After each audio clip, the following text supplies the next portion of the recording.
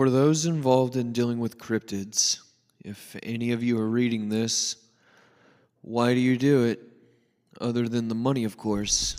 I feel a lot of you do it for the rush, the adrenaline, but where's the line drawn? Where does exhilaration evolve into panic? Don't get me wrong, a little risk-taking is food for the soul, but so many factors can go wrong in any situation.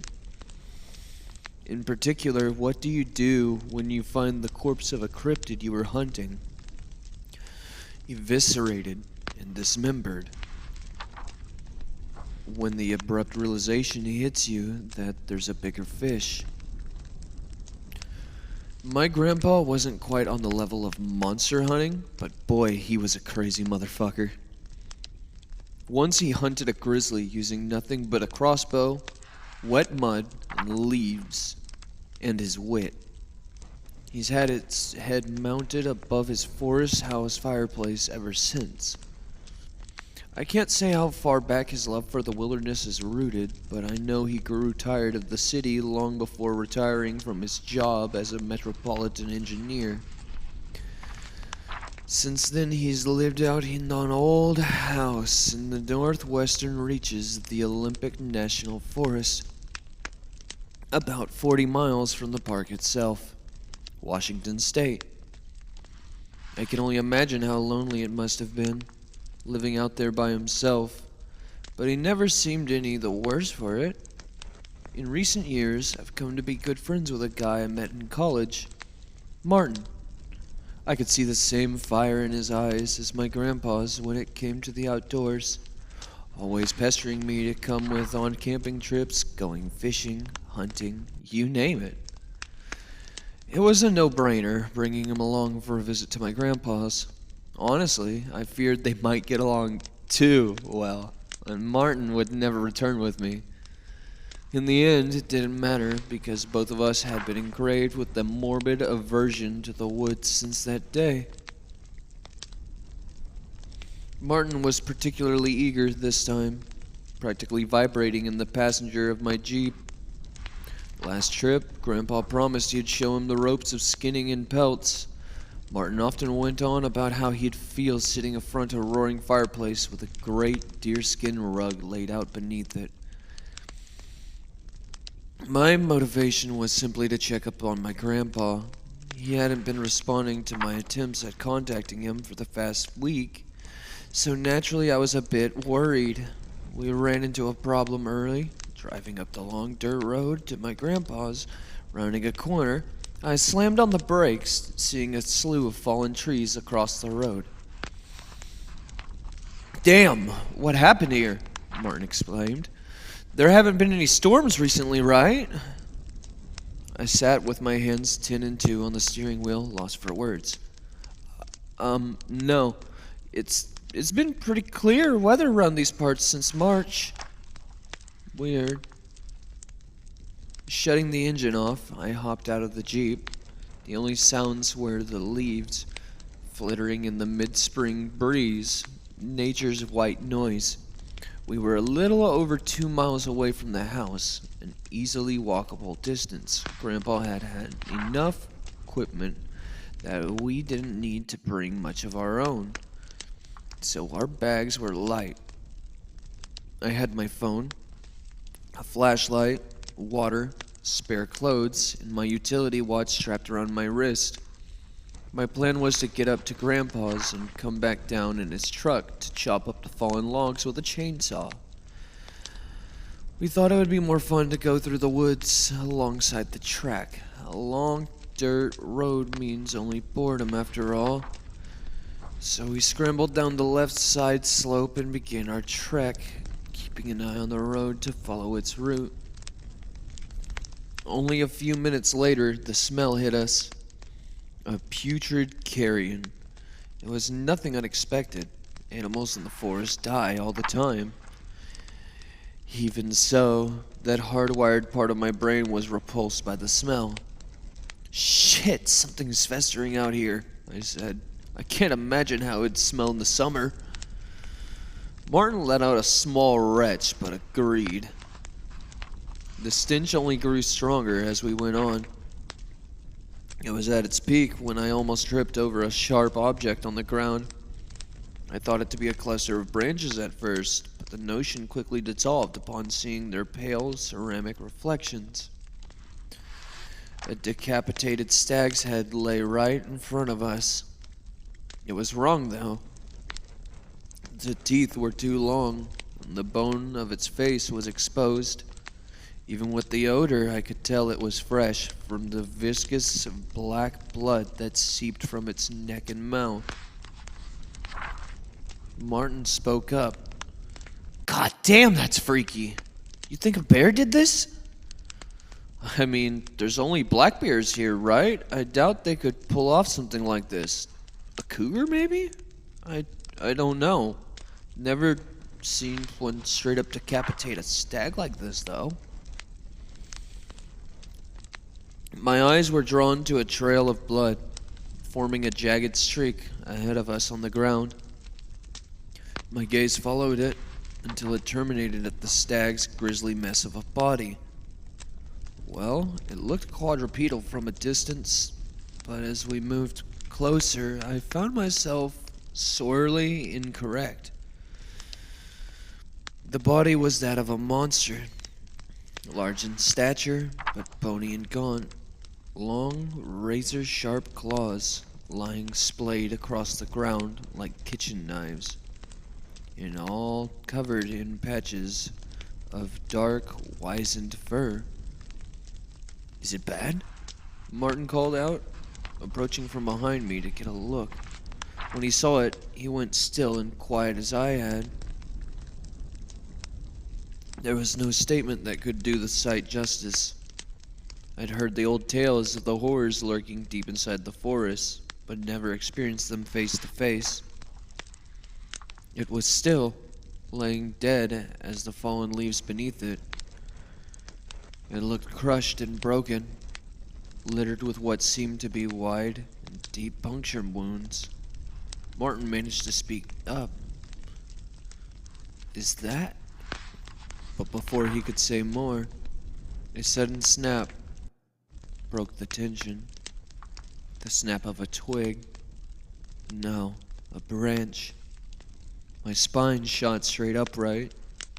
Against my better judgment, I found my head gradually swiveling in the direction of the noise had come from. When I caught a vast hulking shape in my peripheral, I whipped around to face whatever was there. I saw something. Just for a moment. Enormous, long limbs, draped in shaggy hair, the color of pine bark. But as quickly as I turned, the image vanished. Rising dread threatened to pry my lips apart in a scream. I looked far and wide, but nothing was there. "Cal, what is it? Wait, the cougar isn't still here, is it?" Martin whispered. "No, it's nothing. Let's keep going. We can talk about this later with my grandpa, but the cat could still be loitering about somewhere. It's best we don't stay in the same place for too long." Before departing, I snapped a few pictures of the mangled corpse on my phone, zooming in on the head without back tracing to get a better angle. Something told me that turning back, however briefly, would be a terrible mistake. We went on with urgent pace, pretending to ignore the heavy movements between the trees nearby. Large animals will inevitably give away their movements, but they snap twigs, not entire branches. Even so, the movements sounded anything but clumsy. No, they sounded calculated, those of a stalking predator. As hard as I tried to filter them out, I caught myself glancing to the sides and behind very often. I don't know whether I was hoping to see something or nothing. Still, the woods around us here were empty, other than ourselves. "Hey, Cal, if there's a mountain lion around here, we should go up onto the road for a bit It'll be easier to bolt if we need to. I agreed, and we veered off to the right, climbing up the roadside slope. Deep down, I knew that whatever was out there wasn't a big cat. We only told ourselves that, skirting the subject of monsters now made very real to us. The forest fell silent as we walked along the road. That was far from being comforting, though. If the woods are quiet, predators are about. It's a well-known idea in the community of wilderness enthusiasts. What did ease my mind to a degree was the sight of a herd of deer standing in the track. They cocked their heads to look at us, but didn't seem all too disturbed by our presence. At the same time, a feeling of being exposed, vulnerable, grew as a hard lump in my gut. They started to move on as we got closer, wandering off the road and into the woods. One of the deer stayed in place. It wasn't frozen now, but constricted. It twitched and whimpered as it started to rise off the ground, as if weightless. It happened so quickly. Its screams were cut off as its limbs were snapped and crushed, and deep wounds erupted over its body. And then, like it had been there the whole time, it stood. It was a nightmare. Huge. Unimaginably so. Rivaling two elephants stacked up. It was hunched over, resting on impossibly long and thick forelimbs ending in spindly, sloth-like claws. Its body was long too, ending in a pair of shorter legs, knees inverted with feet supported by spur-like appendages. The lolling head that sat atop an arched neck looked like some bizarre cross between a horse and a crocodile. Hollow pits in place of eyes. The torn skin around its mouth revealing horribly uneven and misshapen teeth that jutted out at irregular angles. The fading sunlight glinted off of the long gashes covering its sides and head. The dead creature from earlier had definitely put up a fight, but it could never have been enough. As we stood, stunned, it reciprocated our stare, the only real movements being the sets of rib-like appendages undulating on its underside, rendering the deer into a torn sack of flesh and bone fragments. The poor animal seemed to wither before our eyes as the sharp ribs forced deeper into its body, like a juice box having the last drops sucked out of it. In that moment, we were part of the herd, paralyzed. Some had already run off, but others were as statues in the presence of this beast. Another smell hit us, then, different from the stench of decay like earlier, but equally as sickening. Like moist earth, sulfur, methane, and dead fish. Its source was clear as wisps of gas. From the beast's mouth became thick, billowing fumes rising into the evening sky. The tension was broken with the deer's mutilated husk thudding to the ground. The remaining deer took flight, scampering off into the trees, and in response, the beast snapped its head in their direction. Something was wrong with its head, flopping around clumsily as it turned. I took a step back as it let out a deep, guttural rattle before bounding off after the herd, its matted hair swinging violently. It splintered a tree as it went, but was totally unfazed by the impact. We waited until its thundering gallops faded into the quickly darkening night before saying anything. What the fuck? What the fuck? What was that thing? Martin sputtered, tears welling up in his eyes. I don't know, man, but we have to get to the house before sundown. I have a feeling our chances at escaping are little to none in the dark.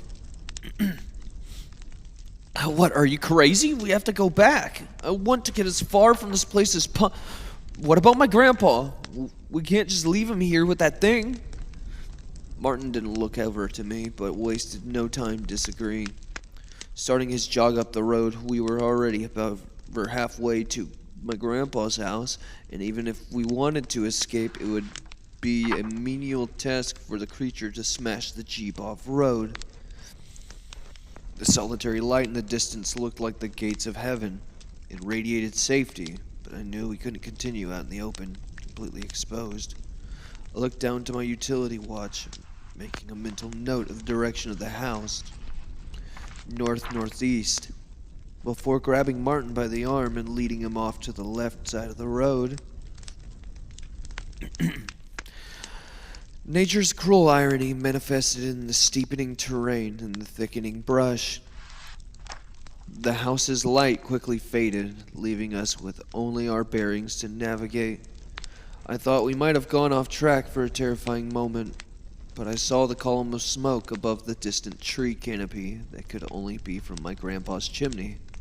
Come on, this way. As we neared, no light became apparent. Maybe he'd already gone to bed? I could only guess with his lack of communication. We came up onto the lip of a hill, sloping down towards a flat clearing, but there was no house. There, the pillar of smoke. But there was no source. It began in midair from nothing. And as we stopped to look, the point where the smoke came from jerked around in the air. When I picked up on the organic stench, it clicked in my mind. Just like before, there it was, looking directly at us. The thick fumes spewed from its mouth, but I noticed something else this time. Now that the moon hung in the sky, its light glinted off of something beneath the creature's head. 6 black orbs, shiny like obsidian, 3 on either side of its neck. They darted about independently of each other, and I knew immediately what they were. Eyes. What kind of abomination was this? If those were its eyes, and it ate the deer with that structure resembling a rib cage, then that must mean it has a false head. A distraction, defense mechanism maybe? It made sense how its head flopped around limply with the beast's unnatural movements. I blinked in quick succession and looked down to my watch. Due east. We had been misled. It had circled around us to lie in wait. In one motion, I gripped onto Martin's shoulder and pulled him in the direction we were meant to be heading, in a wild sprint for survival. The beast erupted into movement, ribs rippling as it let out another rumbling trill. Martin looked over to me confused. Hey dude, what are you doing? There's nothing there. Shut up! Just run as fast as fucking possible now. Don't stop for anything. Our pounding feet were matched by heavy thumps and loud cracks of trees being smashed. I dared not steal a glance behind, fearing that even the slightest break in pace would mean death. There! I struggled to see what Martin was talking about until the yellow light became visible between the tree trunks. We were only a few hundred yards away, but I was surprised the creature hadn't already caught up to us. Even the trees in its way stood no chance at impeding it. It had almost caught up. I could feel the air pressure from its massive body charging through the trees behind, close enough that at any moment I might feel its claws cleave my body into pieces. A saving grace. Coming up on our left was a dense patch of old oak trees. I swerved towards them, leaping through the space between trunks just large enough for us to get through. I hit the ground, rolling sideways. There wasn't even time to be dazed as an immense slam sounded from where I'd just been. I scrambled backwards, looking to see a great arm slinking through the gap. It was thick, but not as thick as the oats. The claws stabbed about, searching blindly for her frail bodies. "Go!" I shouted, and the both of us shot to our feet and bolted towards the light.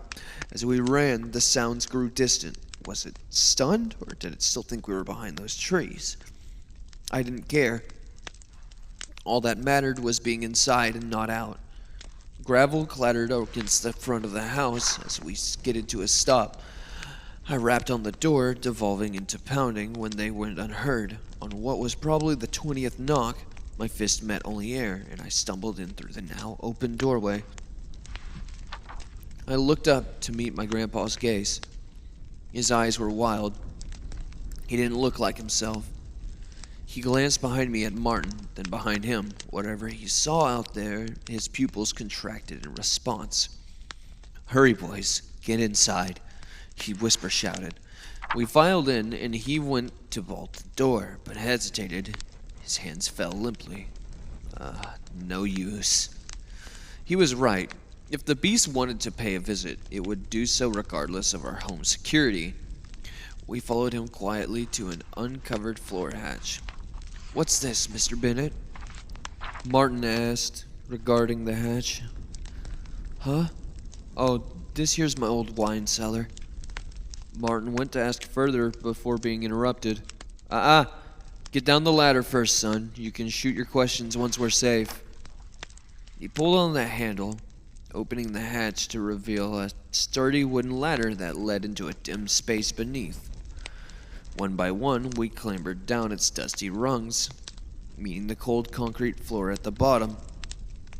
Grandpa was last, tugging a heavy rug over the open hatch before closing and securing it. "I take it you've seen the thing, right?" "Jesus, Granddad, we barely got away," I gasped, still out of breath from our escape. "Unscathed?" "Yeah, mostly, other than some scratches." "Good." We walked over to an upturned crate and plopped down onto it. Martin and I looked between each other, then back at him. Well, Martin said, "you seem to know what we were dealing with, so what the hell is it?"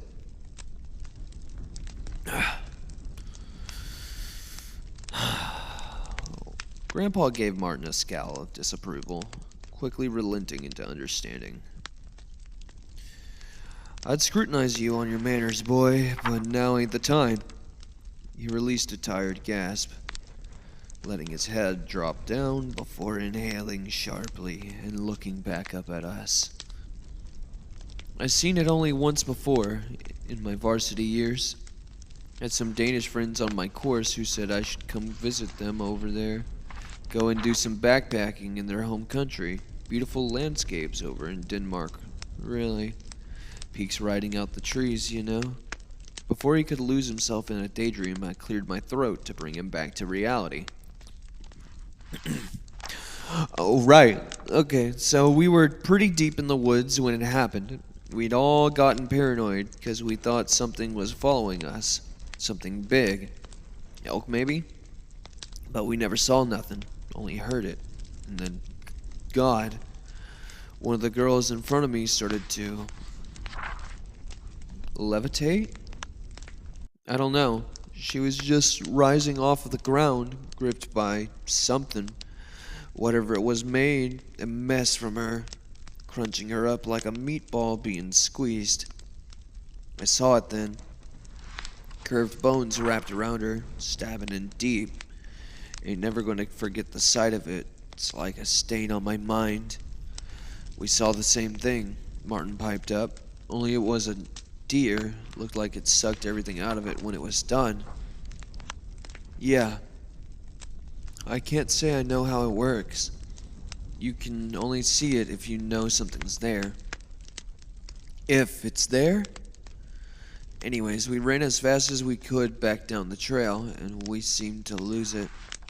The whole time there was this rancid stink, though. Eggy and earthy. Ugh. We wound up back in the town we'd started from, went straight to the police station and reported it. Apparently all they found was a little chunk of meat. Piece of thigh or something like that. One of the other guys told me about the tale later on. He brought up the smoke we saw rising out of the forest when we were back in the town. An old Danish legend went that people through history seen smoke columns in the woods, and most who went to check it out never returned. They said it would move around, not like how a fire would spread, but like it was wandering to and fro. Damn, that's a horrible story, Grandpa, I said. It doesn't help us figure out what it is, though. We already know the stuff you've just told us.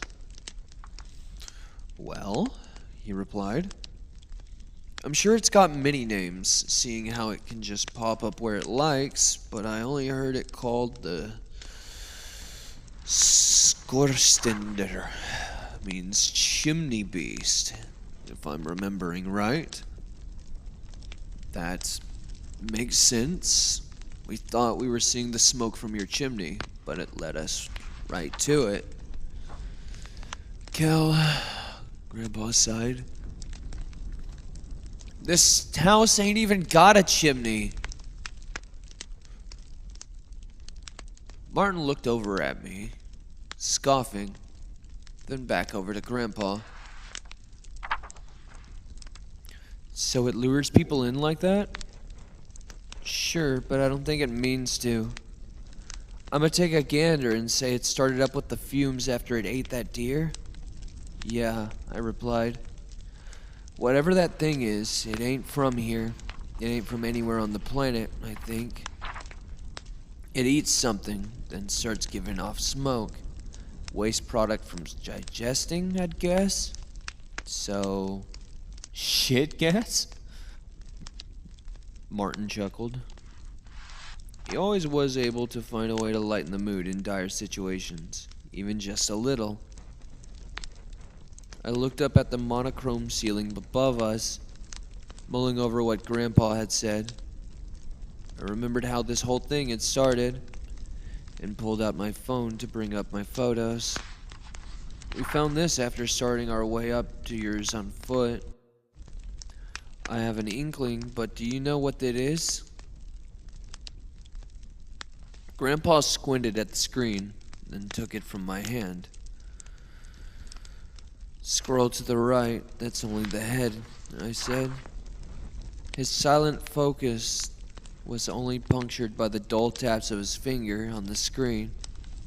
Recognition lit up in his eyes, his head bobbing up and down.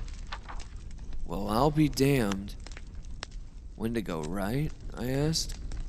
Yup, I gotta say, never seen one around these parts before, but then again, I was never looking for one. I doubt you need it, but keep that as a reminder for what this beast is capable of. I put my phone back in my pocket, sighing and letting my chin drop into my hands. In any other situation, I'd be shocked to find out such a creature was real, but not now. This is all great, Mr. Barnett, Martin said with quivering uncertainty. But it doesn't help us. What are we going to do? What can we do? I don't know. Well, I have a stupid idea, but it's just grasping at straws. Anything over sitting here and waiting to die, Martin breathed, staring off into space. Anything. Grandpa looked up towards the basement window, the only source of natural light in the room, what little of it remained. Well, I was checking my traps out east from here, about 700 yards into the woods. Only when I got there was this smudge. I don't know what to call it, but that's the best I can describe what it looked like. It was like looking into it. I couldn't register what I was looking at. Hurt my eyes after a while. Never seen nothing like it. Was after that I started seeing the scorsten deer. So, he trailed off like he was struggling to find the words to say. So what? I pressed, leaning forwards in anticipation. Again, this is guesswork, but I think that's where it came out from. I threw a rock into it when I was there, but I didn't hear it hit the ground. Like it went someplace else. If we can just lead it back there, just get it to go back in. Wait, hold on, I interrupted. Shouldn't we call someone? Police? The damn army? What did you think will happen to the cops when they come out here, huh? What's a chief and a rookie in one police car going to be able to put up against it? And good luck convincing the U.S. military to send out Marines. You'd be lucky if they thought it was a joke. I shut my mouth, swallowing my next words, allowing Grandpa to continue with his proposition. Either the beast leaves or we die. I'm not even going to talk about trying to drive away. You've seen what it does to the trees. Stealth might work, but it's better at that than we are, big as it is. And I don't want to risk either of you losing your lives. His last remarks sent a chill down my spine. He'd said nothing explicitly, but I already began to understand what he meant. Granddad, you... Don't worry about me, champ. I got something. But you gotta listen closely. Both of you. Martin and I set our full attention on him. I wanted to hear his plan, but I really hoped it was going to go a different way from what I was thinking. Now, I want to make this clear before anything else. I'm going alone, and you boys need to sit tight and do as I say. My heart dropped, plunging into the stone-cold sea of despair. Are you crazy? No, I have to go with you. Grandpa cut me off, shushing me. As I say, he commanded. I knew he was right, but in the face of loss, my thoughts wrestled against the idea. Okay.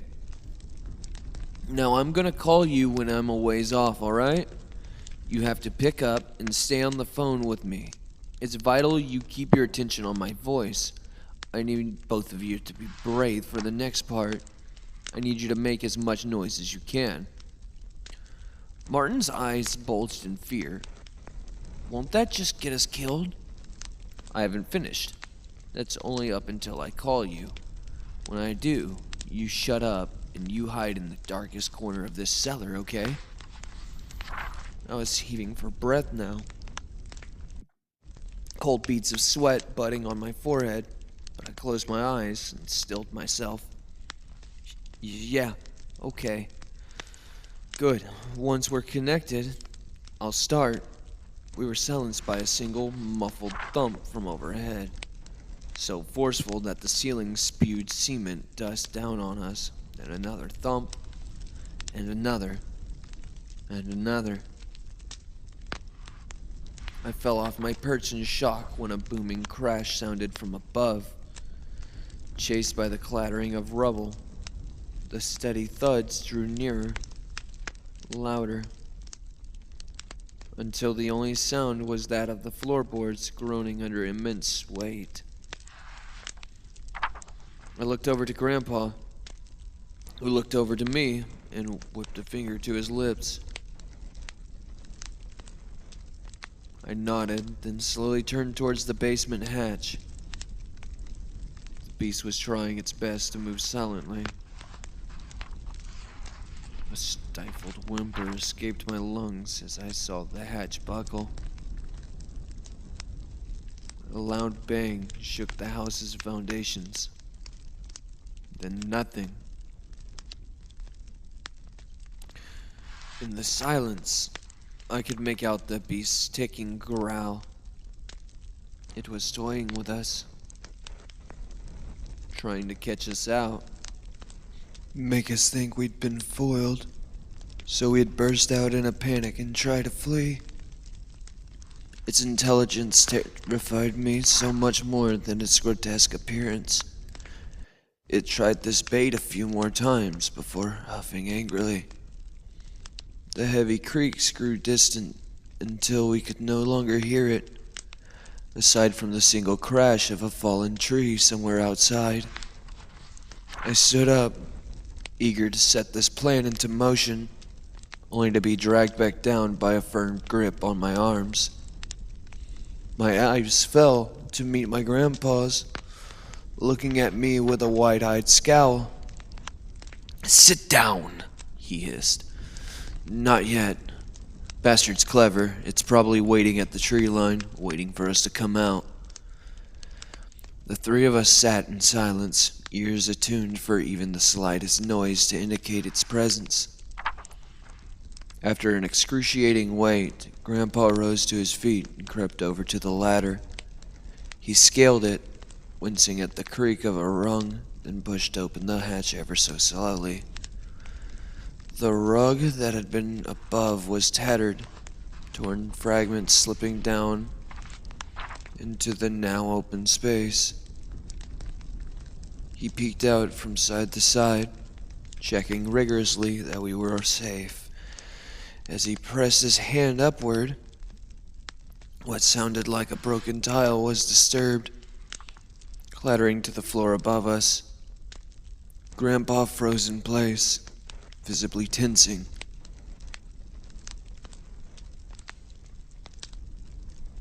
The heavy step, followed by the guttural rattle I prayed to God I wouldn't hear, forced Grandpa into action.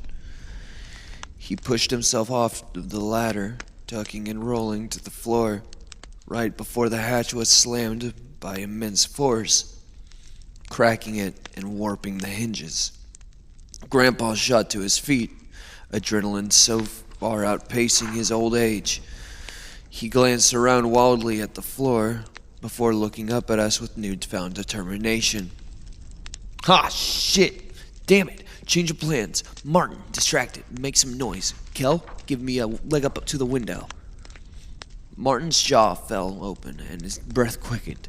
"Fuck!" he yelled, pressing fingers into his temples. But, to his credit, he turned towards the hatch and started up a racket straight after. "Come get it, you fucker! You ugly sack of shit!" While Martin was busy cussing out the chimney beast, Grandpa and I hurried over to the window and braced myself in a kneel, fingers locked together forming a foothold where he planted a foot. 1, 2, 3. I heaved him up, holding my posture while he unlatched and swung the window open. My body was already tired from running away, and Grandpa was heavier than he looked. Still, I hauled him up further until he was out past the waist, and he pulled himself out into the hazy night. I kept my focus on him as he turned around, refusing to urge to look as I heard claws cleaving away ravenously. "All right, I'll be calling in a minute," he panted. "When I do, tell Martin to zip. I love you, bud." "You too, Granddad."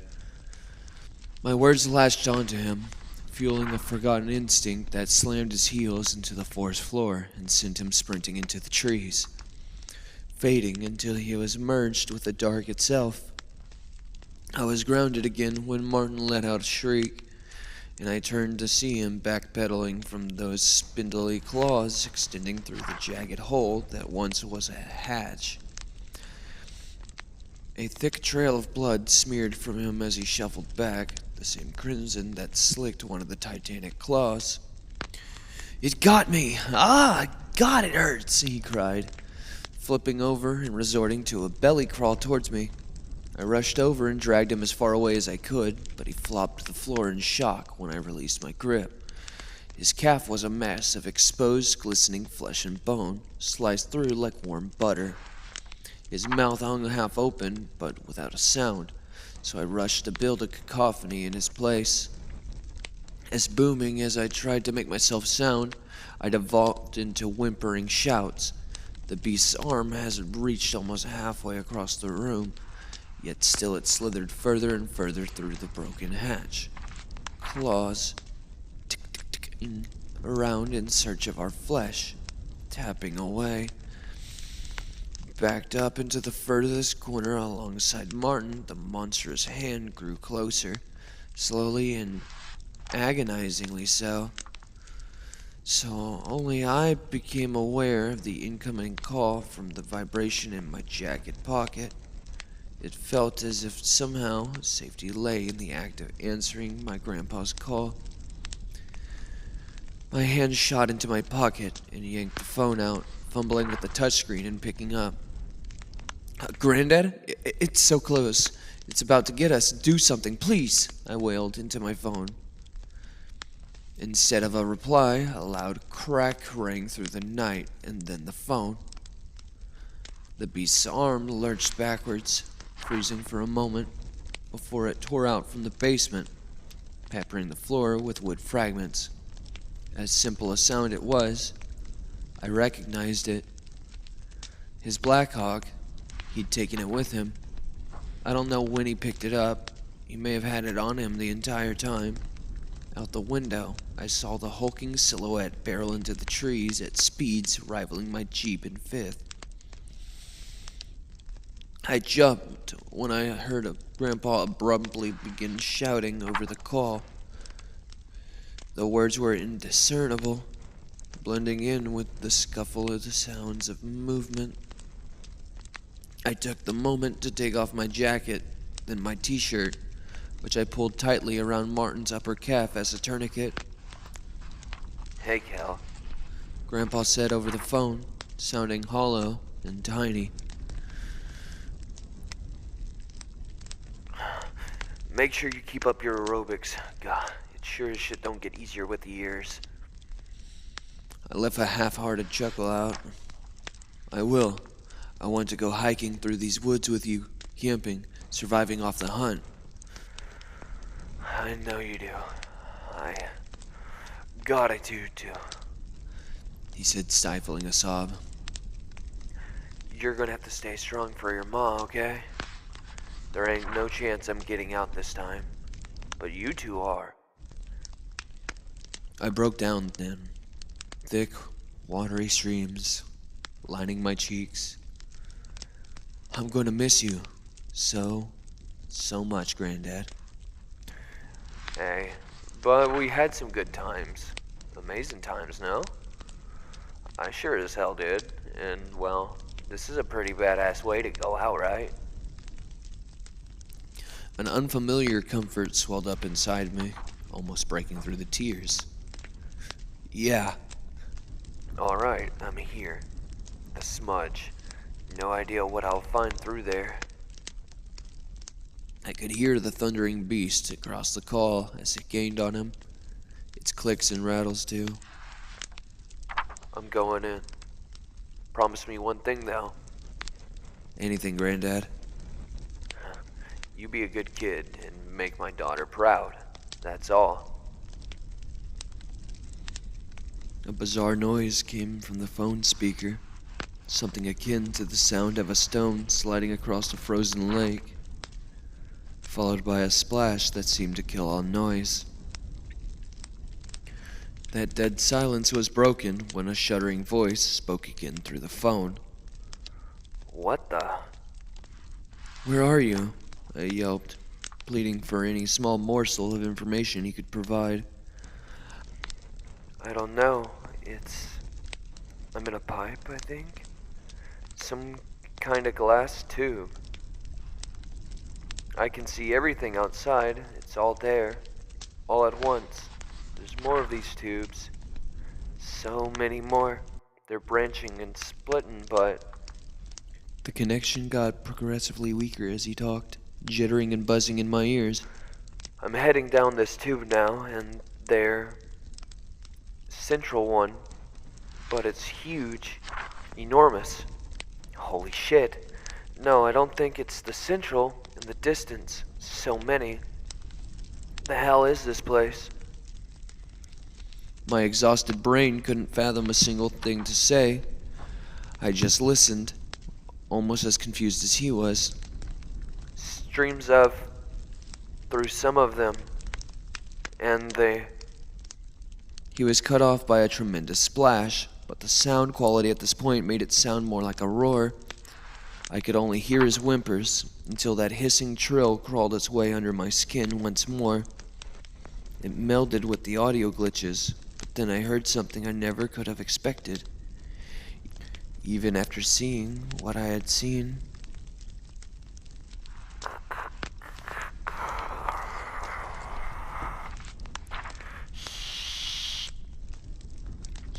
Shrek. It sounded as if the creature was stuttering, clearing its throat before. Exalted be routed. Its flow shows us the path. It spoke. The unearthly nightmare beast had spoken. Its words were jarring, like it was repeating after someone teaching it how to talk, broken by animalistic clicks and hisses. Grandpa screamed, but the call lost connection completely and drew it out as a high sine wave tone. My hand acted off its own accord and loosened the grip, sending the phone clattering to the floor. By the time I had crouched down to grab it, only my home screen greeted me as I pressed the home button. Call failed. I looked down to Martin. He was out cold, but breathing. The bleeding had died down, but he needed urgent treatment. Even so, I fell to the floor, back slouched up against the cold concrete wall, and decided to wait it out until sunrise. I was certain Grandpa's plan worked, but just the slightest uncertainty held me in place. The adrenaline was beginning to wear off. My limbs ached, head thumping. I fought against my eyelids, but they felt as if dragged down by anchors. All light vanished, and I faded into sleep. I woke to heat on my face and a red-orange blur. I opened my eyes, grimacing at the rays of sunlight that poured through the destroyed basement hatch directly onto my face. Any notions of a simple nightmare were shattered. Martin. I rolled over on my side, seeing him laying a few feet away. Thank God, he was still breathing. The blood coating the skin of his left leg was dry and crusted, but a small amount of it still seeped from his mangled limb. I chose to let him rest while I turned to the broken ladder, hauling myself up what remained of its rungs and out into the house. What remained of it, at least.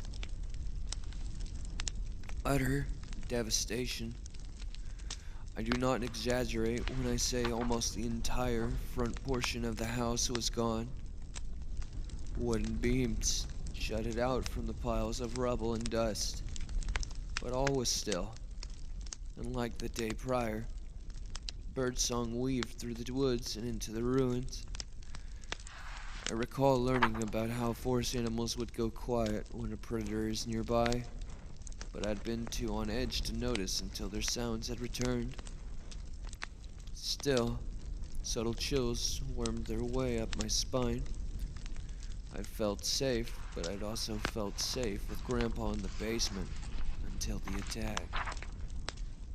No smoke plumed from anywhere across the tree line, and no stench defiled my nose, but I couldn't shake it. I spent some time scrabbling around in the back half of the house that still stood. Quicker than expected, I found the keys to Grandpa's truck in the corner of the kitchen counter. I practically leaped down into the old wine cellar, then slowed my pace, gently shaking Martin until he stirred. He was groggy and confused. "Don't worry, man. I'm gonna get you home." I wrapped his left arm over my shoulder, supporting him to the ladder. It was tough getting him out, but I did, and we hobbled through the ruins to the truck. Driving faster than truly necessary, I swerved, slamming on the brakes when the fallen tree trunks came into view, almost out of nowhere.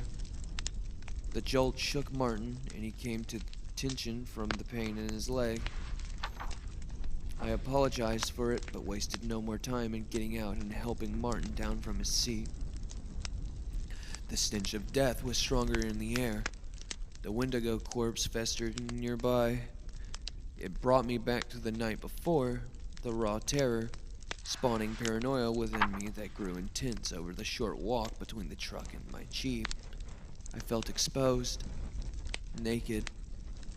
We made it across the trees and into my Jeep, quickly, even with Martin's injury. Still, without any warning signs of the beast, my heart was drumming so hard I could see my chest pulse. After a messy three-point turn, the wheels slipped, kicking up dust before we shot away down the track. We drove until reaching the small police station, where I flew out of the Jeep and burst through its double doors. Perhaps a rash action in retrospect, but my mind was elsewhere. Before anything else, I had them call an ambulance for my friend, followed by reporting a severe animal attack. When I was asked what attacked us, I spat out, "Cougar." The officer grunted, and I laid out the facts. Grandpa was gone, dragged away by our assailant. An ambulance arrived soon thereafter to pick up Martin. The EMTs were visibly surprised by the laceration, but attended to him nonetheless.